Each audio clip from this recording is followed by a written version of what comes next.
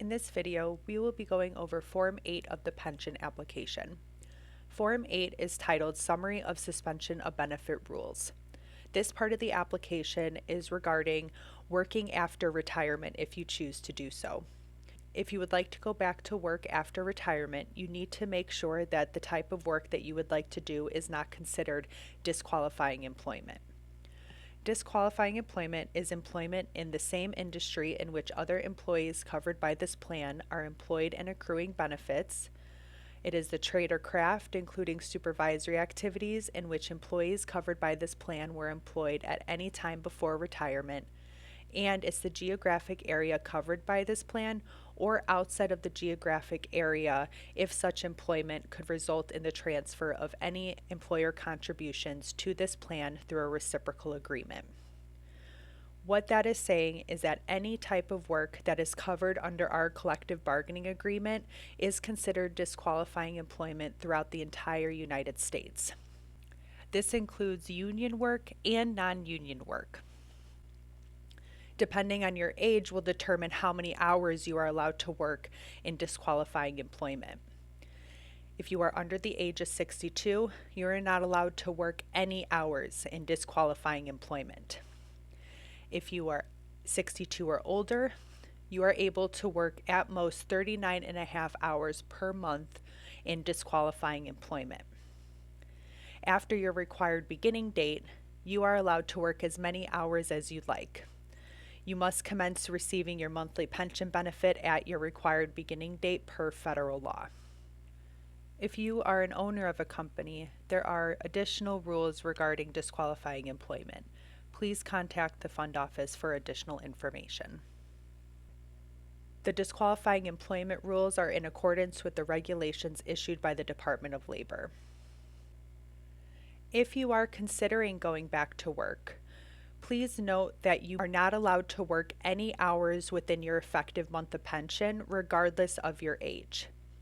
If you would like to return to work, you must notify the fund office in writing. You must include the employer name, the location, the start date, how long you will be working, the estimated number of hours you will be working, and as much detail of your job description that you can provide. The fund office can also send you a letter where you can fill it out to provide this information. Please provide this information no less than 30 days prior to you starting the job. The fund office needs to review the type of work that you are doing with the union to confirm that it is not considered disqualifying employment. The fund office will let you know in writing whether or not the type of work is considered disqualifying and how many hours you would be able to work. If the type of work that you would like to do is not considered disqualifying employment, then you are able to work as many hours as you would like at that job. If you are going back to work for a signatory employer, you will receive additional pension credits and hours reported to the fund office. If you are going back to work in disqualifying employment for a non-union shop, the fund office may ask from time to time your Social Security statement of earnings or tax documents to confirm that you are not engaging in disqualifying employment.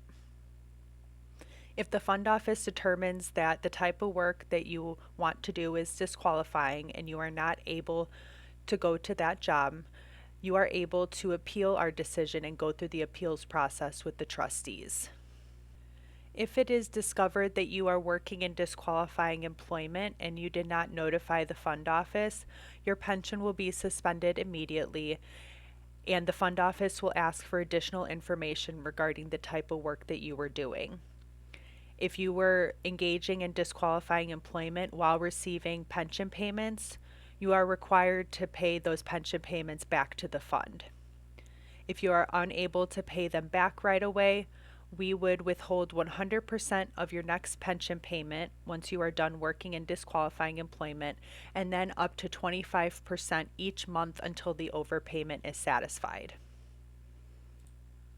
If you would like to completely suspend your pension and go back to work full-time, the same procedures apply, where you would have to notify the fund office in writing so then we can stop your pension benefits.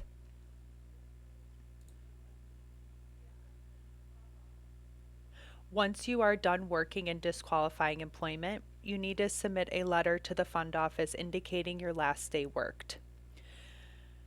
If you are wanting to re-retire and you are still under the age of 62, per the plan, there is a 3-month waiting period before pension benefits can resume again.